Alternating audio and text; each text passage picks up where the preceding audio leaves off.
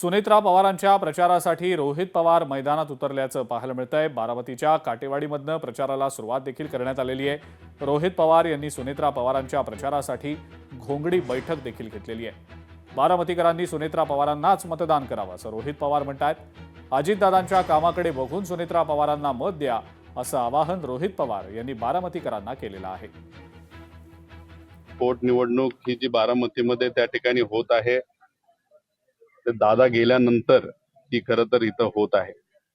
काकी उभ्या आहेत, इथं येऊन लोकांना भेटून चर्चा करून फक्त मी विनंती करत आहे की मतदान होत असताना 100% मतदान प्रत्येक गावातून हे अजितदादांच्या कार्याकडे बघून सुनेत्रा काकींना त्या ठिकाणी व्हावं, याच्यासाठी खरं तर येऊन लोकांशी मी संवाद साधत आहे। कारण का बारामतीकरांना तुम्ही आदेश देऊ शकत नाही, बारामतीकरांना तुम्ही विनंती करू शकता। कारण इथे असणारे लोक हे फार हुशार आहेत आणि पवार परिवारावर इथं असणाऱ्या लोकांचं प्रेम आहे। खरात प्रकरणी सुषमा अंधारेंनी काही गंभीर स्वरूपाचे आरोप केलेत। अंधारेंच्या आरोपांवर आमदार दीपक केसरकर यांनी सुद्धा प्रतिक्रिया दिलेली आहे। एसआयटी आणि ईडी या दोन्ही यंत्रणांकडून सध्या चौकशी सुरू आहे, मात्र प्रत्येक गोष्टीला राजकीय वळण देणं योग्य नाही असं केसरकर म्हणतात। 16-17 तारखेला खरातला अटक झाली, त्याच्या 1-2 दिवस आधी एसआयटी स्थापन झाली होती। या अटकेच्या नंतर साधारणतः 18 तारखेपासून आम्ही सातत्यानं या विषयातले अनेक कंगोरे लोकांपुढे आणि एकूण माध्यमांपुढे आणायचा प्रयत्न केला। आज 16 तारीख आहे, म्हणजे या घटनेला तब्बल 1 महिना पूर्ण होत आहे। मात्र या 1 महिन्यामध्ये पोलिसांपेक्षा अधिक काम माध्यमं आणि आमच्यासारख्या अनेकांनी केलं। या संदर्भात एसआयटी आणि ईडी दोघांची चौकशी चालू आहे। कुठे चुकून जरी नाव मिळालं तरी त्या व्यक्तीला बोलवलं जातं। शेवटी कोणाला भेटणं किंवा कोणाबरोबर फोटो असणं हा काही गुन्हा होऊ शकत नाही आणि त्याच्यामुळे केवळ प्रत्येक गोष्टीला राजकीय वळण देणं हे योग्य नाही असं मला वाटतं। एसआयटीला आणि ईडीला त्यांचं काम करून देणं, जिथं जिथं त्यांना कोणाची नोंद मिळते त्याला त्यांनी चांगल्या चांगल्या लोकांना बोलवलेलं आहे। त्याच्यामुळे माहिती घेण्यामध्ये काहीही चुकीचं नाही आणि काही संबंध नसताना विनाकारण आमची नावं घेणं, केवळ आमची ओळख आहे म्हणून, हे अत्यंत चुकीचं आहे असं मला वाटतं। खरात प्रकरणामध्ये आता मंत्री पंकजा मुंडे यांनी सुद्धा प्रतिक्रिया दिलेली आहे। सरकार आरोपींवर कठोर कारवाई करेल, चौकशी न करता कोणतीही कारवाई होणार नाही आणि न्यायव्यवस्थेप्रमाणे सर्व गोष्टी पार पडतील। खरात प्रकरणावर गृहमंत्र्यांची करडी नजर असल्याचं पंकजा मुंडेंचं म्हणणं आहे। कोणीही अशा प्रकारचे विकृत गोष्टी केल्या असतील तर त्यांच्यावर कारवाई होते, म्हणूनच ते जेलमध्ये आहेत आणि त्याची चौकशी न करता कशी कारवाई होईल? आपल्या न्यायव्यवस्थेप्रमाणे सगळं होईल।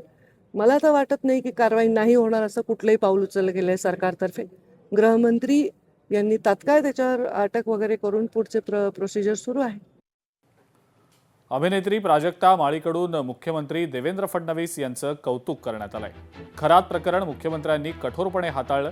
महाराष्ट्रातल्या प्रत्येकानं मुख्यमंत्र्यांकडून शिकलं पाहिजे। महिलांचा सन्मान नेमका कसा केला पाहिजे हे मुख्यमंत्र्यांकडून शिकावं असं प्राजक्ता माळी हिनं म्हटलंय। आज मला हे देवेंद्रजी यांच्या समोर बोलताना फार आनंद होतोय, कारण महिलांचा सन्मान कसा करावा, त्यांना आदर कसं द्यावा, कसं वागावं याचं मूर्तिमंत्र उदाहरण ते स्वतः आहेत। मी आवर्जून उल्लेख करेन, आत्ता महाराष्ट्रामध्ये जे काही घडतं आहे, भोंदूबाबामुळे जे काही चाललेलं आहे, अतिशय त्यांनी संवेदनशीलतेनं हा सगळा प्रकार हाताळलेला आहे। म्हणजे जिथे कठोर व्हायला पाहिजे बापाप्रमाणे तिथे ते कठोर होतात, जिथे आईचं ममत्व पाहिजे तिथे त्या पद्धतीनं त्या गोष्टी हाताळतात। नाशिकमधल्या एका बहुराष्ट्रीय आयटी कंपनीतील महिलांवरील अत्याचार आणि धर्मांतर प्रकरणामध्ये पोलिसांनी त्र्यंबकेश्वर रस्त्यावरील एका रिसॉर्टमध्ये जात चौकशी केली। तिथलं सीसीटीव्ही फुटेज सुद्धा पोलिसांनी ताब्यात घेतल्याची माहिती सूत्रांकडून मिळतेय। एसआयटीनं तिथं पंचनामा केला असून तपासाच्या अनुषंगानं महत्त्वाची माहिती पोलिसांच्या हाती लागल्याचं समजतंय। या प्रकरणातील संशयित आरोपींचं त्र्यंबकेश्वर रस्त्यावरच्या काही विशिष्ट रिसॉर्ट्समध्ये नेहमी येणं जाणं होत होतं। यासह महत्त्वाचे अपडेट तपासणीमध्ये एसआयटीच्या हाती लागलेले आहेत. शिवाय कंपनीतील लॉबी आणि पॅन्ट्रीची देखील तपासणी करून फॉरेन्सिक पुरावे तपास पथकानं ताब्यात घेतलेले आहेत.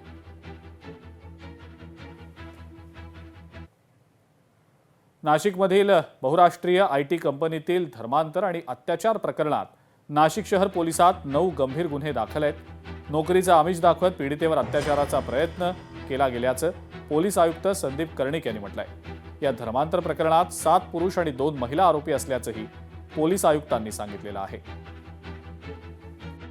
धर्मांतराचा प्रयत्न, धार्मिक भावना दुखावणं व कार्यालयाच्या ठिकाणी लैंगिक अत्याचार या सदराखाली गुन्हे दाखल आहेत. यामध्ये एका पुरुष तक्रारदारांनी धार्मिक भावना दुखावणे व धर्मांतराचा प्रयत्न या सदराखाली गुन्हा दाखल केलेला आहे. एका महिला पीडितांनी नोकरी लावून देतो व लग्नाचे आमिष दाखवून बलात्कार तसेच धर्मांतराचा प्रयत्न व धार्मिक भावना दुखावणे व तसेच अॅट्रॉसिटी ॲक्ट अंतर्गत गुन्हा दाखल केलेला आहे. इतर गुन्ह्यांमध्ये 4 महिलांनी sexual harassment at work place या सदराखाली गुन्हे दाखल केलेले आहेत आणि 3 महिलांनी रिलिजियस हॅरॅसमेंट म्हणजे धार्मिक भावना दुखावणे आणि लैंगिक अत्याचार sexual harassment at work place या सदराखाली गुन्हे दाखल केलेले आहेत. 9 FIR झालेले आहेत मुंबई नाका पोलीस स्टेशनला. आणि विशेष म्हणजे हे जे आरोपी आहेत सगळेजण त्यांनी फिर्यादी महिलेच्या बद्दल सगळ्यात हिंदू धर्मातल्या देवतांबद्दल आक्षेपार्ह बाबी सांगणं आणि सांगितल्यावरती परत जवळीक निर्माण करून म्हणजे धार्मिक भावना दुखावणं आणि त्याचबरोबर तिचं शोषण करणं अशा सर्व त्यांचे गुन्हे लागलेले आहेत. 8 महिला एकत्र आल्या म्हणून पुढे त्यांना दाद मिळाली आणि नाशिक पोलिसांनी अतिशय संदीप कर्णिक यांनी आणि त्यांच्या टीमनी चांगलं काम केलेलं आहे. स्वतः कामावरती असल्यासारखा बहाणा करून तिथे महिला पोलीस गेल्या आणि त्यांनी सगळं ते काम सगळं स्वतः जवळून पाहिलं. नवीन जो शक्ती कायदा महाराष्ट्रात लागू झालेला आहे त्याच्यामध्ये सायबर क्राईमबद्दलच्या तरतुदी त्यांनी केलेल्या आहेत. तर त्या कायद्यानुसार आता त्याचे नियम लवकर करून ते लागू करावेत. लोकशाही मराठी ऐका, पहा, जागरूक रहा.